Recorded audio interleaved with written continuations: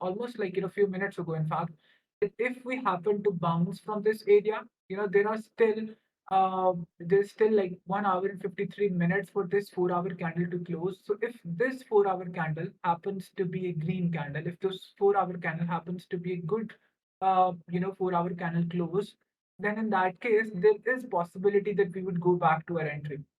I'm not saying that we are going to close full of our position right here. I would be explaining to you the logic as well for taking this short position. But talking about the current situation, since some of you have been asking about the recent update, we are in this short trade. But this quarterly VWAP, it sort of presents the first challenge for us, because if we do not, if we do not break below immediately, as you can see, there are still 1 hour and 53, 52 minutes for this 4 hour candle to close.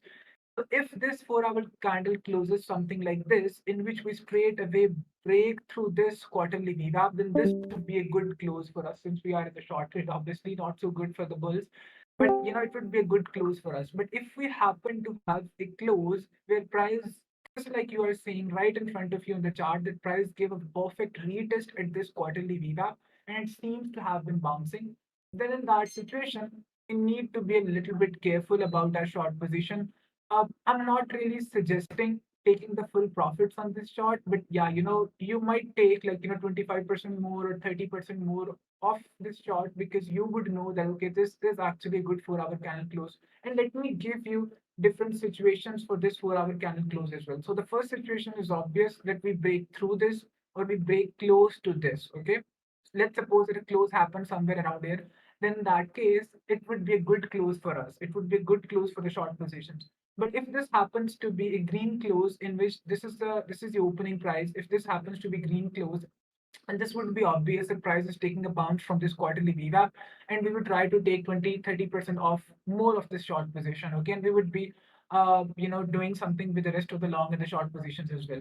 And then there is this final situation: if price closes somewhere in the middle of this, then we don't really have to do much about it. We would wait, simply just wait for another 4 hour candle close. But I'm actually very optimistic, because it has been quite a few rejections of this supply zone. So I guess this was the first rejection, this was the second rejection, this was the third rejection. So I guess it's time that we finally break below this support region and go back below 56,500. It's not for sure. Obviously, we have few other challenges along the way. We have few other hurdles along the way. For example, the first one, my personal favorite indicator. Uh, where is it? 1 second. Okay. This one is MTF EMA average. This was his yearly. This one is okay. I guess it's not there. 1 second. Okay. So the second hurdle, the second challenge that would be in way for this short position is going to be this 1 day 100 period exponential moving average. Once again, I'm a big fan of all of these dynamic lines, and you would know that I have a lot many of these applied on my charts, and I can tell you this thing: only about 10% of them can actually execute perfectly. Most of them are not able to execute perfectly. And the reason for this is because any bounce, so it's non-relevant as of now.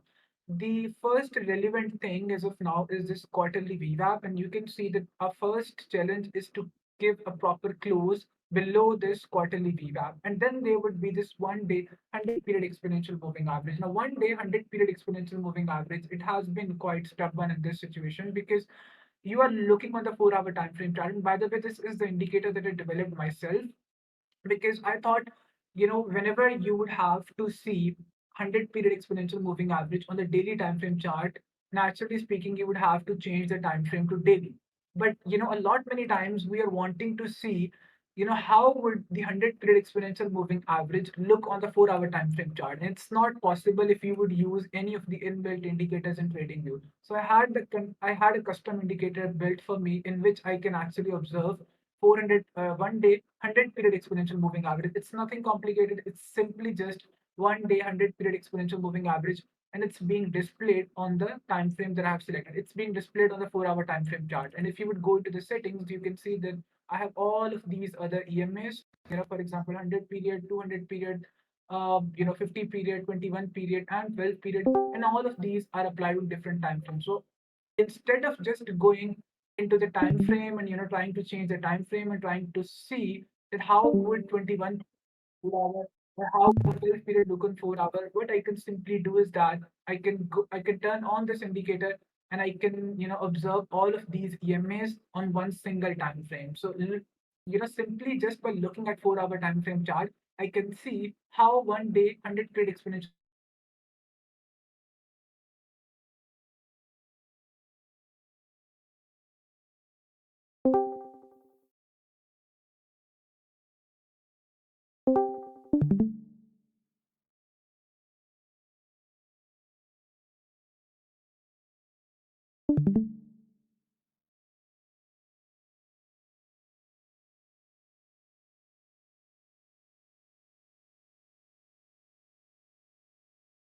upside, it's officially the beginning of the bull run. The second important thing, going back in time, you would notice that 24th of January, when we were trading around 38K, and when a lot many people, including me to some extent as well, I'm not going to exclude myself, me also to some extent, I was also uh, you know, mentioning about the possibility of price going back to $34,000 because they were pretty strong confluences. But going back in time, you would notice that all of these different dynamic lines that I just mentioned to you, all of them, very much all of them, had their first retest after 16th of October, happening back on 24th of January.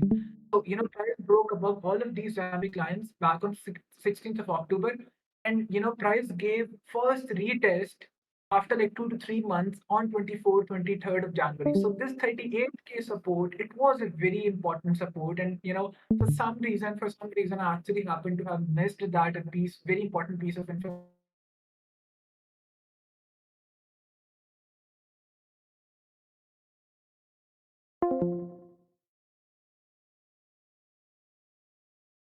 that has different outcomes, especially trading. It could be any other situation also, but trading is one particular situation in which there is this yes or no outcome. So whenever we are working with these yes or no outcome sort of situations, in order to in order to fit the conclusion into a narrative, we are always trying to find the reasons. Okay, so deliberately we would try to ignore all the possibilities in which price could have bounced from 38K. I'm not talking about someone else. I'm talking about myself. Okay. So, back on 24th of January, 23rd of January, a lot many people, once again, they were expecting the price to break below 38K support. Although 38K support, it was a very important horizontal support, and price after a long time was giving the first retest at 38K support. It was a pretty strong horizontal support, but I was also expecting the price to go back to 34K because this is personally, what exactly it felt like. And a lot many other confluences were present there at 34K. For example, there was a big liquidation event that would have happened at 34K. But whenever all those things they would have happened, you would go back in time and you would notice that okay, they were actually pretty strong confluences. For example, I just mentioned to you 100 period exponential moving average on daily. I just mentioned to you the average of 100 period exponential moving average in all of these different time frames. I mentioned to you the average of ELT VWAP and the 100 period exponential moving average. So couple other dynamic lines also.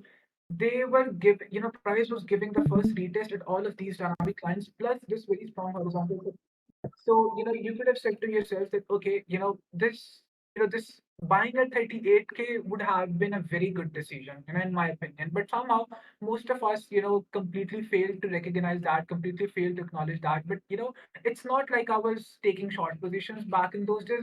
Just saying that, just being gutted myself that I should have given a very strong signal that okay, 38K is the region to buy, just like I am doing it currently. That this range 60K to 72K, 73K, it's a good spot to buy. Okay. Anyways, so this was the first retest on 24th of January, and this, as we broke below 59K, and you would notice that okay, this actually on daily time frame, although we did daily candle close below this 100 period exponential moving average on daily time frame, the daily candle closed below, was no significant reaction happening. Price did not stay below that region for a long enough period. But the important thing here is that if you would apply any other indicator from trading view, if you would apply any inbuilt indicator from trading view and you're looking at 100 period exponential moving average on the daily time frame chart, you would say that okay, I could, there was absolutely no possibility of taking a short position around it. I could have done nothing about this move that happened in this region. As soon as you would open up the 4 hour time chart and you would try to visualize 1 day 100 period exponential moving average on the 4 hour time frame chart, which once again otherwise is not possible using the inbuilt indicators, you would notice that it may have served as very good. It may have served as very good indicator for you to take a long position and then a short position. For example, at this first retest that happened back on 24th of January, this may have been a very good long position. Okay, but if you would go back on 1st of May, you would notice that no bounce happened. Small bounce happening, but this was not expecting once again. And finally, we broke through this retest. Now, I'm always telling this to my students also that you should learn to treat all these dynamic lines just like you would do with your horizontal or static support and resistance. What exactly are the rules that we have established over and over again for the horizontal or static support and resistance? We say that okay,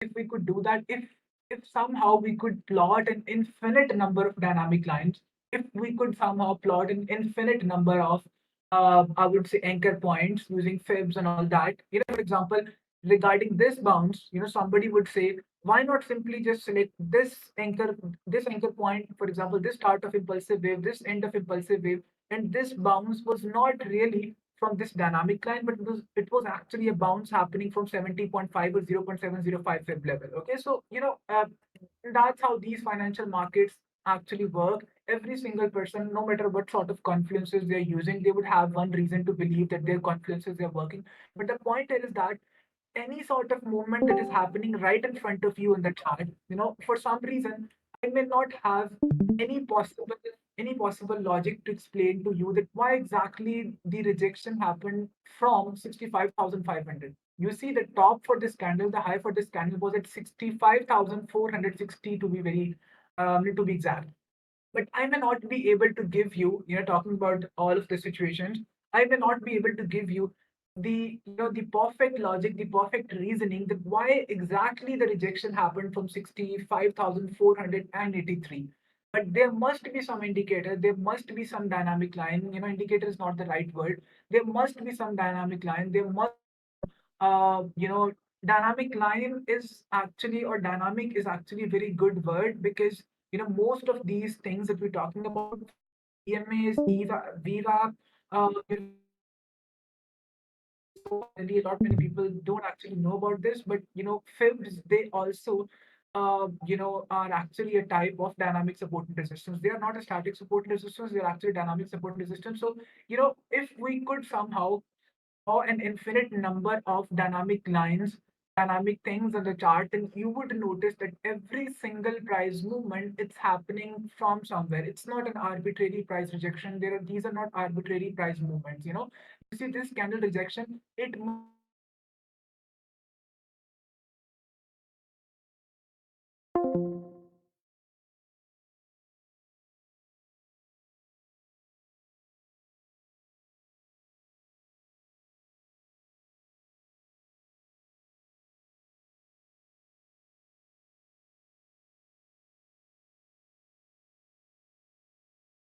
because you're not able to comprehend the projection, just because you're not able to understand the things happening on the chart, it does not mean that it cannot be predicted or it's just arbitrary. Okay, you cannot say that every other person just liquidated themselves. You cannot say that market has been extremely shitty. That is my reason for getting liquidated. Because I'm not to blame.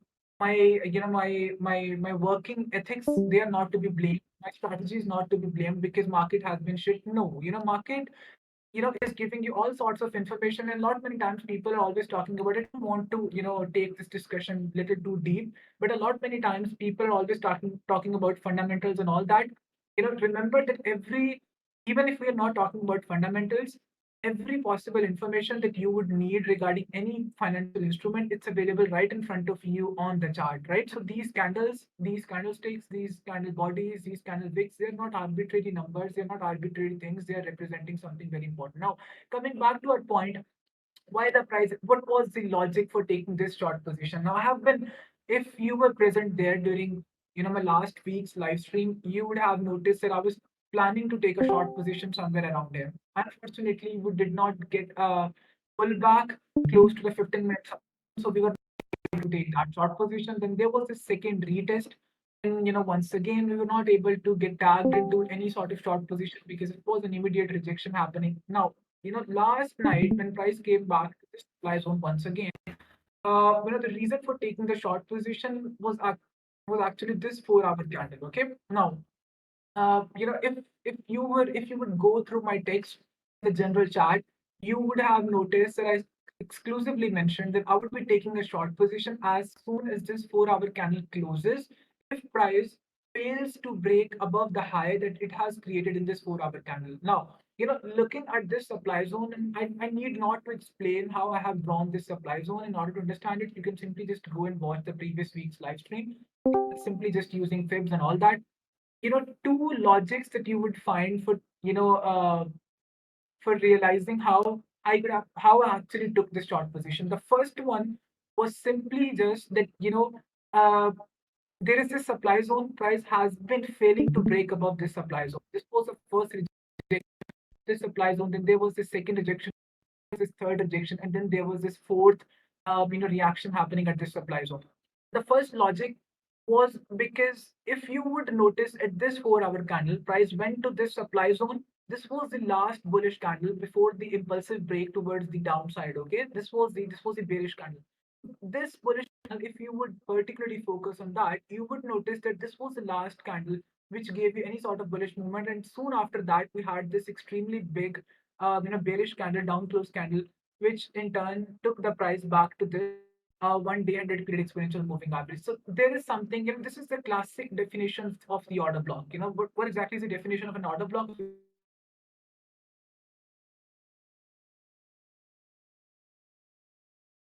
Bearish candle before the impulsive break towards the downside, which in turn gives you a break of structure. Now, there is absolutely no break of structure thing happening around here, but this candle right here, it also fits into the definition of supply zone.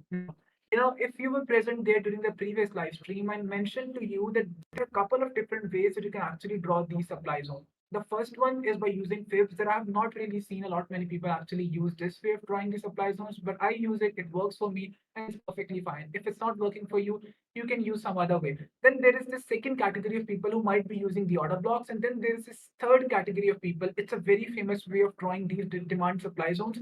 That the consolidation phases, the small sideways movements before a big bullish or big bearish before a big bullish or big bearish move happens, are the regions where you can actually draw your demand supplies.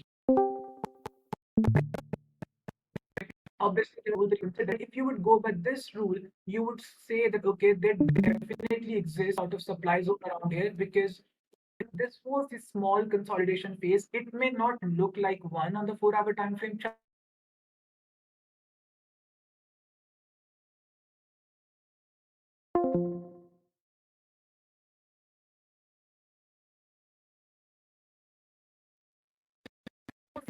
We tried to break 63,500 region. This was the first candle. Then we came back once again, tried to break 63,500. Once again, high was 63,500. And then there was this third 1 hour candle. We once again tried to break 63,500. And immediately, as soon as it happened, I took the short position. In all of these three cases, you would notice that there is a significant amount of selling pressure coming from 63,500. And you if price is exactly, this is the logic behind taking a short position with equal highs also, that if price is failing to break exactly the same spot twice or thrice, then obviously a selling pressure is coming. Opposite is the case with the opposite is the case with the with the equal lows as well. By the way, in this case, you can see that we had once again a bounce happening. We are currently bouncing from this uh, gap. There's still 1 hour and 30 minutes for this 4 hour candle to close. But if this candle happens to close like this, then we are definitely going to go back to this spot because price seems to be as of now. If I turn it back on, you would see that if looking at this situation, price seems to be bouncing from quarterly VWAP just as of now. You see, we're currently bouncing from this quarterly VWAP and we are failing to break below. So definitely some sort of buying pressure is coming from quarterly VWAP. Even if we break below, once again, still 1 hour 29 minutes for this candle to close. Even if we break below, we would have an immediate challenge in the form of 1 day 100 period exponential moving average. And if we break below this spot, we are straight away going to go down to, I would say, first clearing this low and then straight away going down to 53K, 53K. In my opinion, that is where the 127% Fib ratio is also perfectly aligned along daily time frame chart. So yeah, it's a good region of confluence, and we are definitely going to go back. And in case someone is wondering that how did I take this TP, it was simply just by using this fractal. So if you would select this swing high, and you can notice that I have actually marked these both of these fractal points also, both of these anchor points also. This swing high, this is your swing low. If you would simply just reverse, and it's a working fractal. You cannot simply just select any arbitrary swing points, any arbitrary anchor points. You would have to make sure that that fractal is actually working. And since it's a working fractal, I would simply just reverse it.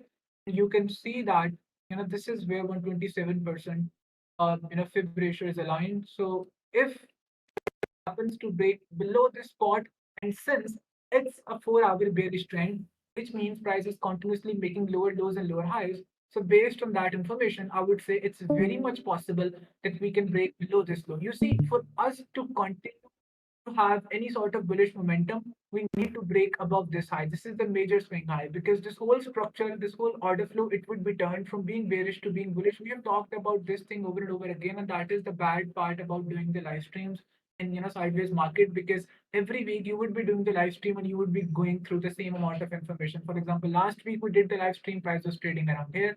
The next week we are doing the live stream, price is literally $2,000 away from it. Okay, so nothing much has changed, and it's not uh, expected to change in the next 1 month, I suppose.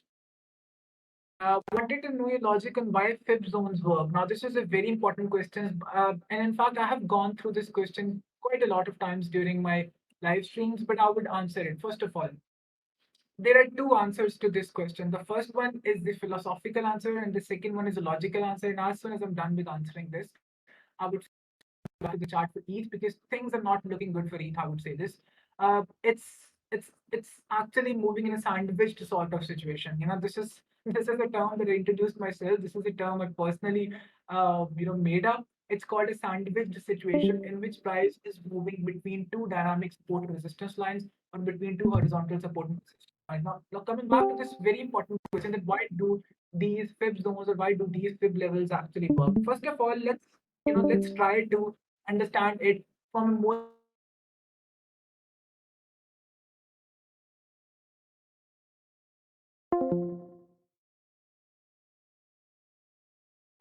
representing Fibonacci ratios. If you would look at the seashell, it's also creating that Fib ratio image.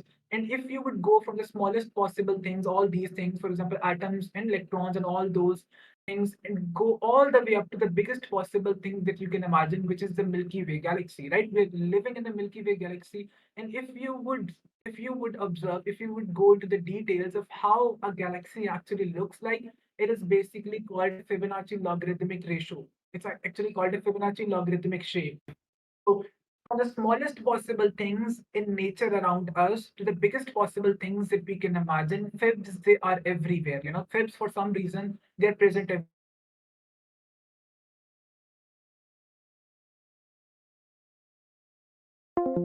bit of a philosophical statement, but I'm a big believer of the fact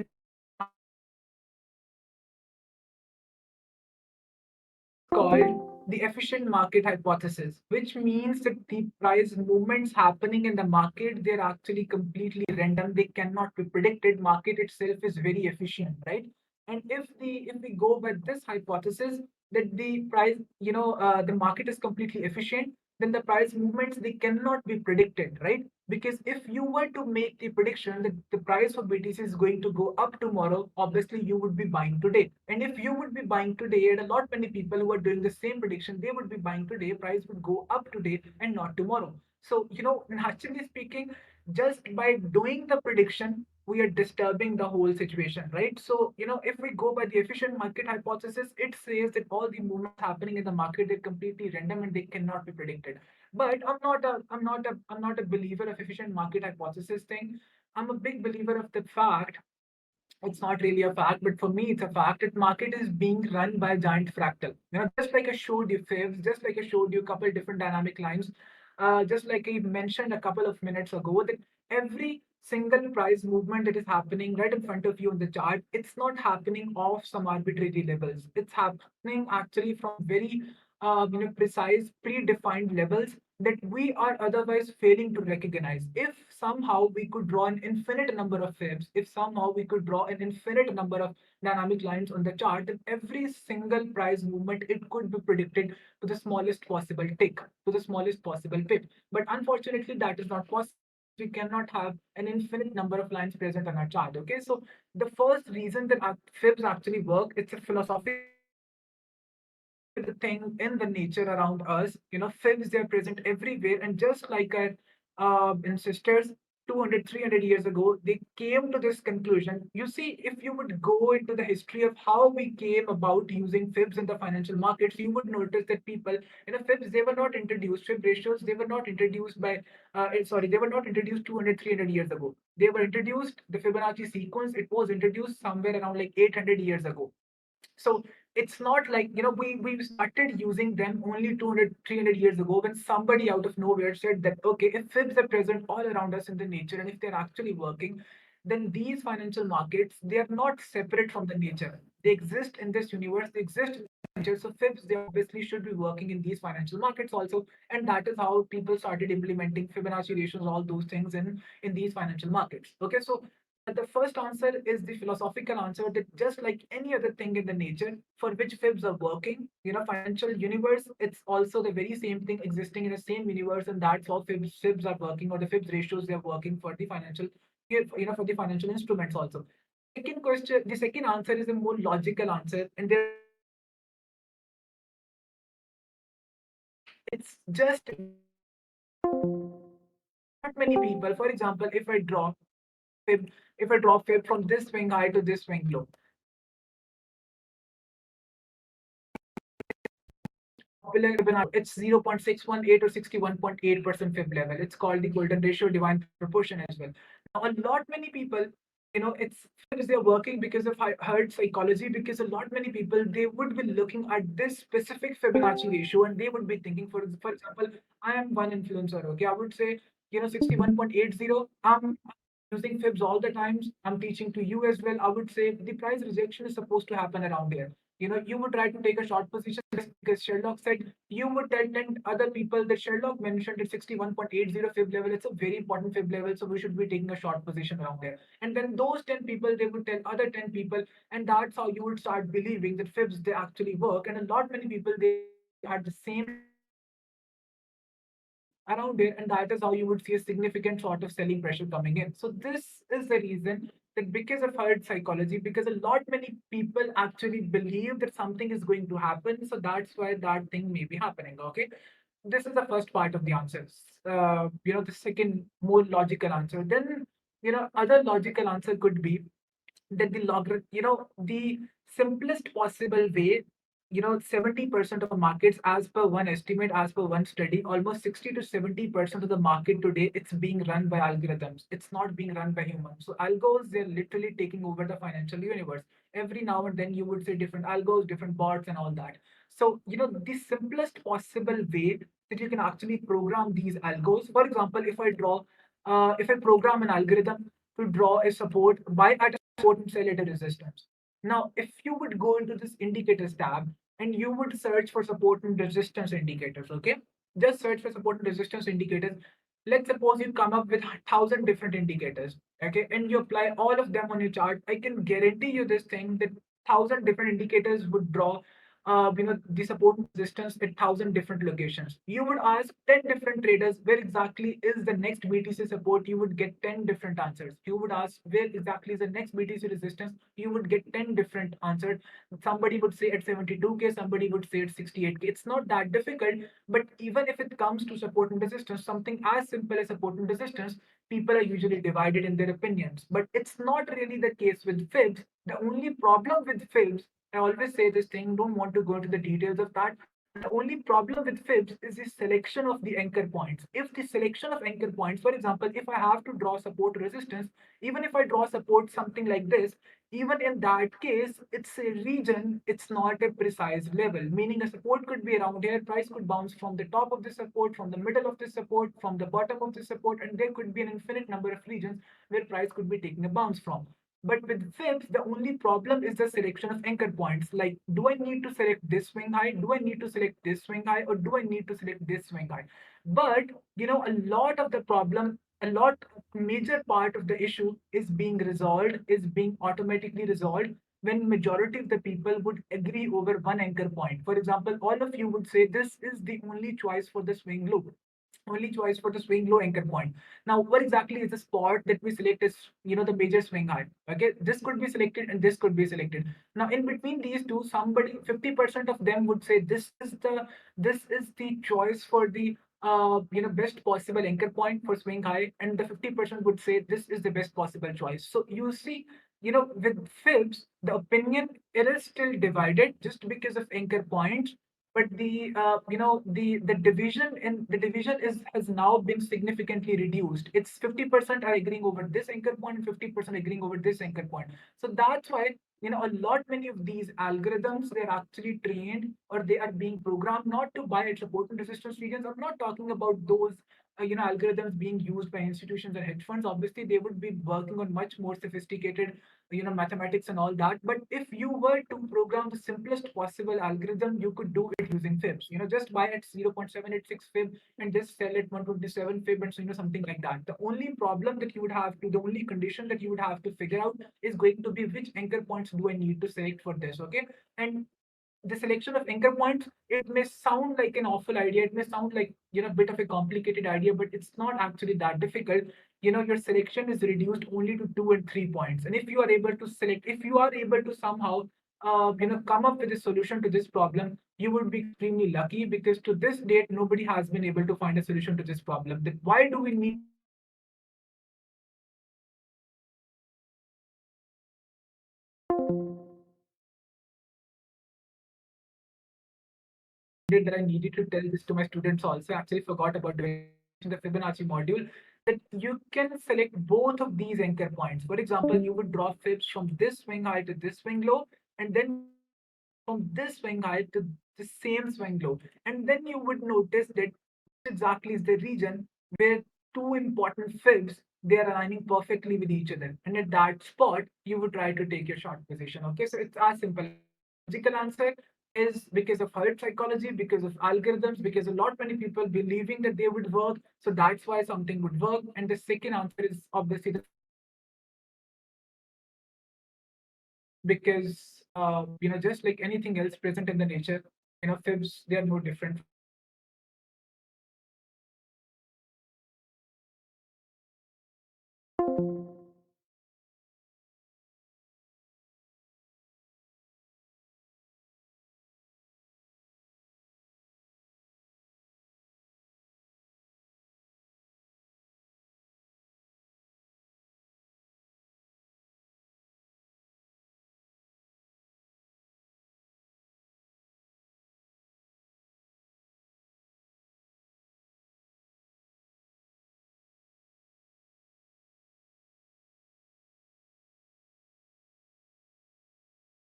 Meaning the bullish structure changed into very simple. All you needed to do was simply just select this anchor point, this swing high, this swing low, ways to get back to the supply zone and try to take a short trade around there, obviously with the help of lower time frame confirmational bias. And if you are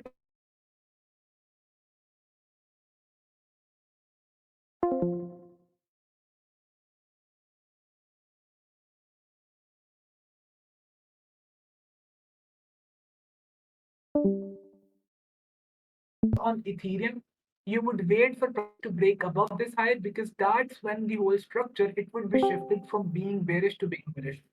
Now, if we break below this low, then a major swing high it would be shifted from this spot to this high right here. Then in that situation, if in that case, for you to take a long position in ETH, all you would have to do is wait for price to break above 33.76. You see, these major swing highs and major swing highs and major swing lows. They're changing with every possible move that is happening on the chart. So in order for you, as of now, to take a long position on ETH, wait for price to break above. If it breaks below this low, then you would have to break you would have to wait for a break above this high in order to take a long position on ETH. As soon as it happens, you would establish a buy zone, you would establish a demand zone somewhere around here. I would show you the example of render also, fairly simple example, the same thing that I'm talking about. Now, coming back to the short trade, in order for you to take a short trade, what you would have to do is just wait for the price to break below this low. As soon as you can see, this was the low. This was the first try to break below this low, but things once again are not looking very good for ETH. They might be looking slightly better for BTC because it's sitting right on the top of so many uh, different dynamic lines. But if you would turn on all of these dynamic lines for ETH, you would notice that it's not looking very good. For example, this is 1 day 100 period exponential moving average broke below this 1 day 100 period exponential moving average long ago. This is your average of 100 period exponential moving averages, and the yearly VWAP broke below this area long ago. Then finally, if you would turn on the quarterly and the yearly VWAPs, you would notice that price just broke below all of these dynamic lines. This line it's specifically important. This one is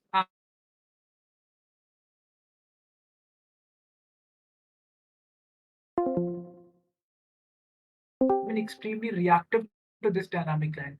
This is basically the average of 100 period exponential moving average. Once again, this is a custom indicator that I developed myself. I actually shared the script for this with my students also. An average of 100 period exponential moving averages on all these different time frames, 4 hour, 12 hour, daily, and 3 day. And then the 100 period exponential moving sorry, then the yearly VWAP. Okay, so this is the average of yearly VWAP and 100 period exponential moving average on all these different time frames, and you can see that price has been extremely reactive to it, and it's not a good that price just broke below this area, then gave a good retest at this spot, and then finally is going to continue. As per the look of this, it's going to continue in its original direction, which is a bearish trend. As soon as it breaks and gives a 4 hour candle close below 28.24, what I would do is that I would simply just take out my fib tool, try to spot this swing high or this swing high, and then I would try to find where exactly is the new swing low. I would try to establish a supply zone around here, wait for price to come back to the supply zone, just the same situation that I did around here. I waited for price to come back to this supply zone, took a short trade around here, and then would have continue to enjoy this move. So similar to the situation that we would be using right here also. So for ETH, for all those of you who are in the long position for ETH,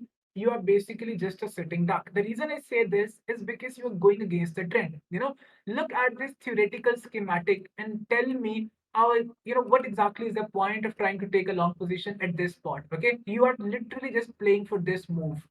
Why not try to take a short position at this area and try to enjoy this whole short ride? Okay, let me give you the example of render as well in order to further give a clarity of on what exactly I'm talking about. This is the chart for render. Okay. Ah, okay. So in this situation, you can see that we had this change of character happening. There was this bullish trend, change into a bearish trend. We came back, retested this supply, did not give an exact retest, but if you could have selected this swing high, swing low, then it was a perfect retest at 705 or 65 fib levels. Okay, so this was a retest, then broke further below, then once again came back, hit this supply zone, did not go further back below, did not have another break of structure. We finally simply just broke above the previous high. And in that situation, you can see that this, by breaking above the previous high, whole structure, it has once again shifted from being bearish to being bullish. So this is something once again you would call your change of character. Now, in this situation, what draw your fib from this swing low to this swing high, because you know that the structure shift has happened. The market has shifted from being bearish to being bullish. Remove the supply zone, and you will try to establish a new demand zone at this spot. Okay, you would make use of other confluences also. Whenever I'm working with demand supply zones, I'm not always just considering fibs. I'm also considering the order blocks. For example, there are bullish order blocks present around here. What exactly is the definition of a bullish order block? Even if you go in daily time frame chart, last week bearish candle, or last last week bullish candle, or simply just last bearish candle before the impulsive break towards the upside, which in turn gave you a break of structure. So in this case, this was the candle, this was the last week bearish candle. So it's evident, looking on the daily time frame chart, the 4 hour time frame chart as well, there might be an order block present around here. The fibs are aligning perfectly in this area, and then you have naturally a support as well on the 4 hour time frame chart. Even if you would extend it a little bit, try to just refine it a little bit, you would notice that this spot is also offering you a nice 4 hour support. So, all of these confluences are aligning with each other. So in this situation, you would say that this is a nice demand zone. Placing a stop maybe below this low, or maybe place below this low. If I turn on these dynamic lines, you would notice that your demand zone, it was somewhere around this region. Okay, in this situation, you can see that very price has been extremely reactive to uh, to the average of yearly VWAP and 100 degree exponential moving averages. You can see this was the first retest after the break above. This was the second retest, was a picture perfect retest. And it's a good thing that this dynamic line is also perfectly aligned in the same spot. And the structure, it has once again changed from being bearish to being bullish. If you would look at a couple other dynamic lines also, you would find the same exact logic. So if I show you a theoretical schematic of what exactly I'm talking about, this was your bearish trend. Price was continuously making lower lows and lower highs. At some point, price, instead of printing a lower low and lower high, it simply just broke above the previous high, printed a higher high. As soon as it happens, what you would do is that you would try to establish a buy zone somewhere around this region. Then you would wait for price to give you a retracement back down here, and then you would try to take a long position. Okay, it's very simple. I did not realize I have been continuously speaking since last 1 hour. I believe the markets are being run algorithmically as well, but who is running them? Just like you mentioned, if you would ask me, then Fibs, it's not like they are being run uh, by an entity. Possibly you could name nature, or possibly you could name just a random phenomena in market. Just like anything, if you would look at any of the other fractals present around in the nature, you could argue, simply just ask this question: who is doing this? Who is giving the shape to these seashells? Who is giving the shape to the universe? Who is giving the shape to these galaxies? What exactly is happening? So for every possible situation of this, you could be asking the same question. So for me, it's simply just fibs. I'm not going, uh, you know, going far, discussing who exactly might be running the fibs, or what exactly is the logic, if there is any divine entity present. So we are not going into that debate, but yeah, that's my point of view. What do you mean when you said the market is being run by giant fractal? Uh, you know, it's a very common belief. It's a very popular theory also, that the market, it's just like you mentioned, it's simply just being run by an algorithm, or simply just run by a giant fractal. Fractal is a mathematical term that basically refers to a pattern, right? It's not exactly a pattern, but something that is more or less repetitive in nature, especially in mathematics, that is referred to as the fractal. So, for me, market, uh, Fibs could be the closest possible thing that could be running in this one giant fractal. And if you would ask me what exactly is fractal, it could be any other swing points, it could be any other anchor points present on the chart we are otherwise not able to identify. It could be a smaller time frame, even it could be a 30-second fractal. I have showed these examples to my students also. We were extremely fascinated to look at that. That sometimes just a smaller, 15-minute fractal from 4 or 5 months could easily be predicting what exactly is going to happen 4 or 5 months later. Okay, you see, this is the beauty with the laws of physics. Also, I was explaining to a couple of these people just few days ago that the laws of physics. This was actually my thesis as well. That the laws of physics, it's a very important. It's the beauty of the laws of physics. They actually work the very same way in the past as they do in the future. Okay. I don't know how many of you actually know about this, but if you're fascinated about this concept, just go and research about it. The laws of physics, there is not even a single law in the whole universe that could differentiate between past and future. Laws of physics, even if the simplest possible equation, F is equal to mu, any other equation, it would work the very same way in future as it would in the past. Okay, so for laws of physics, once again, there is no possible way to differentiate between past and future. And scientists for centuries have been extremely baffled by this concept. They have been extremely disturbed by this theory that if time is actually running in one direction, if time is actually moving in one direction, how is it possible that there is not even a single law of physics that is differentiating between the direction of time? It could be moving in the right direction, it could be moving in the left direction. It could be moving from past into the future, it could be moving from future to the past, but we have absolutely no single way of identifying it. The only way that we have is our inbuilt biological clocks, which is our intuition. If we exclude the intuition part, we simply just cannot say if time is flowing in one direction or if it's flowing in the other direction. Now, the reason for saying all of these things is that similar is the situation with fibs also. I actually showed this to my students as well. If you would draw fibs, they would be, if you're able to find good fractals using fibs, they would be predicting bisection in present, or sorry, in future, just like as they would be predicting the bisection in past.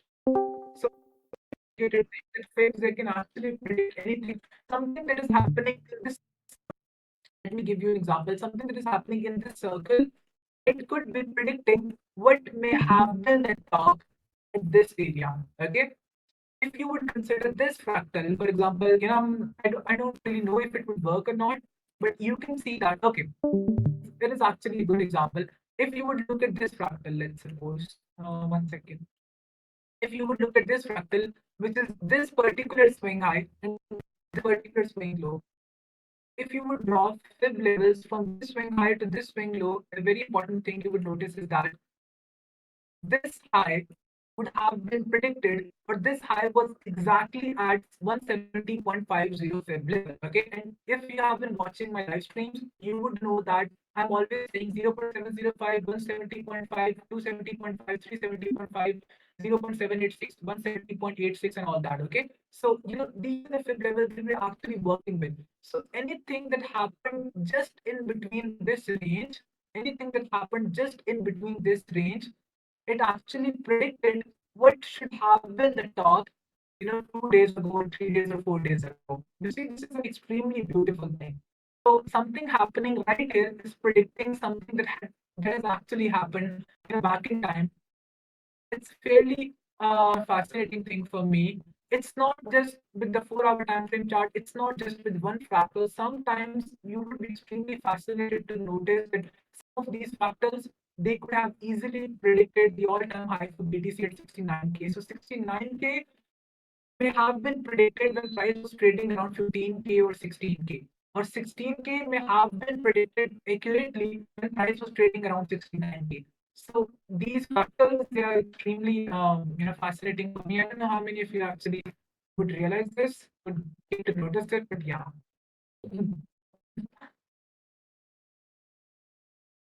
Okay, so I use TA but never really questioned if backtesting it works. It's good. In my head, it's just on algorithm. Yeah, by using the word fractal, I'm actually referring to the algorithm. Algorithm is usually I'm never really using the word algorithm. Normally, it's just because algorithm is, for me, it means slightly different thing. Fractal is a more beautiful term because all of this is actually related to mathematics and physics. And fractal is an inbuilt term in mathematics and physics. So that's why I'm using the word fractal instead of using the word algorithm. Because algorithm, it could be programmed, by humans mostly. It could be run by a giant computer or anything like that. But fractal, it's something that is replicable in nature, that is inbuilt to the universe, that is, possibly not in the hands of humans. It's not in the hands of any, computational device. It's something that is related to divine, something that is related to, possibly just universe or anything like that. You see, I always use this quote. I don't know. It was by Galileo maybe, but he said that mathematics is a language that God wrote the universe in. And mathematics is a language that God communicates through, right? So mathematics, it's a very beautiful language. Every now and then you would see, these fractals present on the chart. And just to give you an idea, I did share this video, very important video, very beautiful video a couple of days ago in the chat as well, as general chat and premium chat as well. It was about Jim Simons. Okay. And the video actually starts that, none of the famous traders present, back in history, they were actually not any Wall Street veterans. They were actually mathematicians and physicists. So it's not like, uh, you could learn all of these things. Obviously, you could learn all of these things even if you're not a mathematician, even if you're not a physicist. You could obviously learn all of these things. But yeah, uh, if you would go back in time and try to see who were the most successful people in this field, they were mostly mathematicians and physicists. Just talk about Jim Simons. He to this day, just go through his interviews.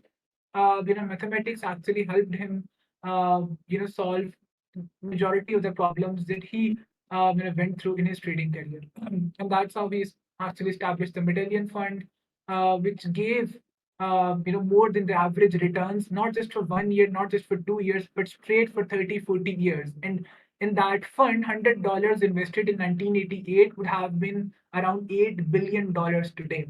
Okay, so they were giving 60% returns. They have been consistently giving 60% returns since 1988.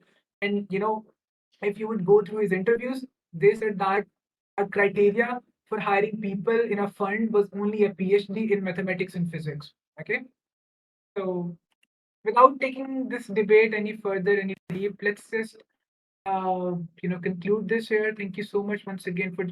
Let me see if I can find the link for that. It's from a YouTube channel called Veritism or something like that. It's related to options trading. I would share the link for that video in the general chat so you guys can go through that video. It's a very amazing video. A lot many people actually watched it and they said that it was very fascinating because things related to option trading, how things can be predicted using mathematics and physics. What exactly is the importance of probabilities and all that. All of them things, they were actually mentioned in that video. And I would share 2 or 3 links with you guys if you are interested to know more about probabilities. How mathematics actually comes into play in all of this. You can actually watch it. I don't know if it's the same video. Let's open up the link.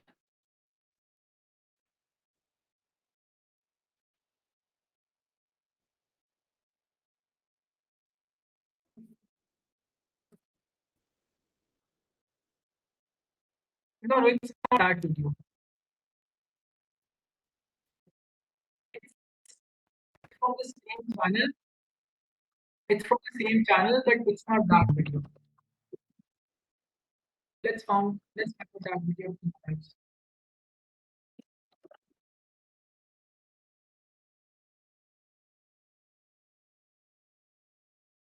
This is the video. It's called the $1 trillion equation.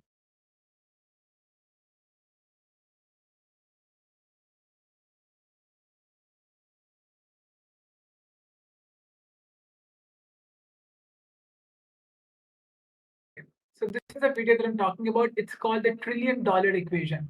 Okay, so in that video, it's explained that this is a very beautiful equation that is being used in finance that is being used in option trading, that is being used with all of these big institutions, all of these big funds. But how beautiful is this? This equation was not really introduced by any Wall Street veteran. It was actually introduced by physicists and mathematicians, right? It was actually introduced through the work of Albert Einstein and Newton, and people like Schiller and the rest of these mathematicians who actually were working on how heat transfers from one body to another. So you can imagine that how the transfer of heat from one body to other.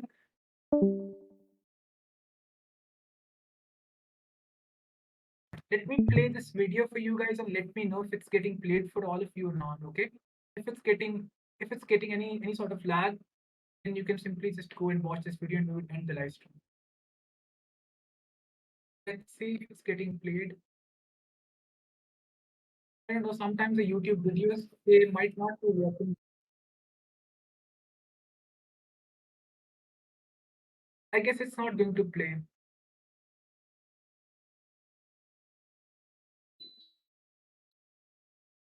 You blame me for my internet connection. It's actually working fine. It's just with the YouTube videos, and that's why Discord has an inbuilt extension to play YouTube videos.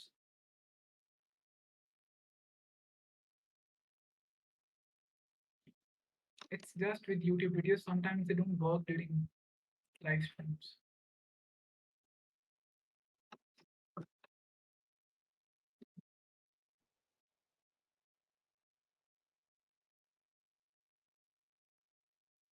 Yeah, it's lagging a lot. So I think you guys should just watch that video on YouTube.